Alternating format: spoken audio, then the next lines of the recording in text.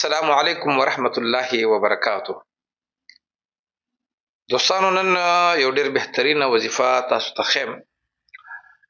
دا وظیفه چې کومه ده دا د خصوصا هغه کسانو لپاره ده که چېرته یو انسان په یو ډیر مشکل کار کې ګیر شي، یو داسې مشکل ورته پیښ شي چې وایي چې د دې نه به زه څنګه وځم. هغه مشکلات مختلف قسم دي، که چا باندې قرض وي، څه مقدمه وي، کاروباري مشکلات وي، یعنې کاروبار نه چلیږي یا کاروبار نشته دی.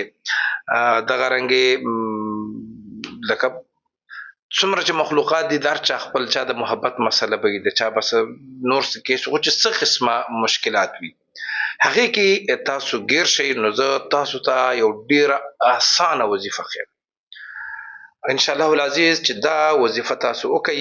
الله رب العزت به دغه مشکل که هغه کاروباري دی، که هغه لکه مالي دی، بدني دی، د زړه مسله ده، د پیسې ده، د صحت ده، بیماري د هر قسم چې وي، الله رب العزت به هم د دې وظیفې په برکت د دغې مشکل نه وباسي.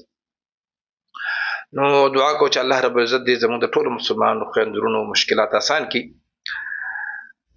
وظیفه دا ده چې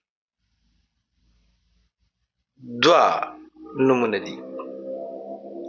اودس به وکړي تا ته چې کله مشکلات د مشکل تاله راغی او ته وایې چې یا الله زما دې مشکل نه ما خلاص کړي، نو اودس به وکړي او د اودس نه پس باندې به 31 ځله 31 مرتبه احمد رسول الله محمد رسول الله دا به ووایي او د هغې نه پس به د دغه خپل مشکل دپاره حل وکړي، دعا وکړي. اوس دغه د مشکل د حل دپاره چې کوم ته دعا کې زه بار بار دا وایم، اکثر تاسو کسان چې کوم دي نو ما ته ټلیفون کوئ، زما یو ډېره غټه مسله کې نښتي یو، نو دا مونږ زما چې څومره وظایف دي د 80% 100% چې کوم دي دا ټول د څه باره کې دي؟ د مشکلاتو د حل دپاره دي.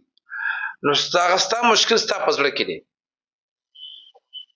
څومره زما کتونکي چې دي د هر چا خپل مشکل دی او د هغه په زړه کې دی، نو هغه دپاره به دعا وکړي. او که چېرته دا مسله دا و چې دا ډېره غټه مسله ده، نو دا به بیا سلسل د 31 ځل په ځای به یې سلسل ځل ووایي، لکه احمد رسول الله محمد رسول الله، سل ځل به احمد رسول الله وایي او سل ځل به محمد رسول الله وایي. د هغې نه پس به دغه دواړه نومونه الله ته وسیله کړي چې یا الله دا ستا د حبیب پاک نومونه دي، د حضور کریم صلی الله علیه وسلم پاک نومونه چې دی محمدم او احمدم، دا ستا پاک نومونه دي او د دې پاکو نومونو په برکت باندې زما دا مشکل حل کا.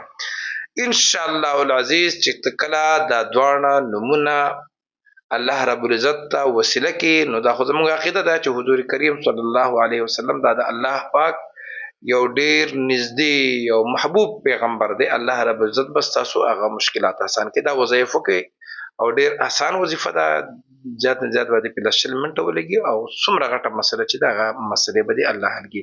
الله رب العزت دې د تمام جهان د مسلمانانو مشکلات آسان کړي. انشاءالله د یو نوي ویډیو سره به بیا تاسو په خدمت کې حاضر یم. تر هغې پورې اجازه غواړم. د الله په امان.